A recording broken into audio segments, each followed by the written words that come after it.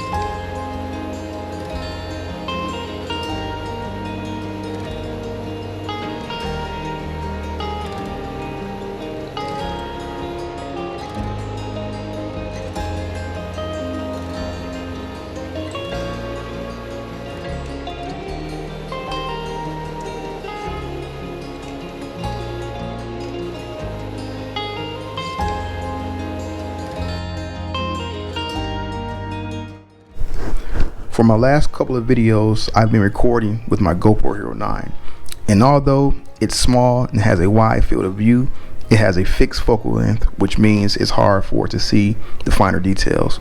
So in the future, I'll be recording with my Canon M50. I definitely believe I owe you guys some good quality videos with the ability to see the finer details in these decals and parts.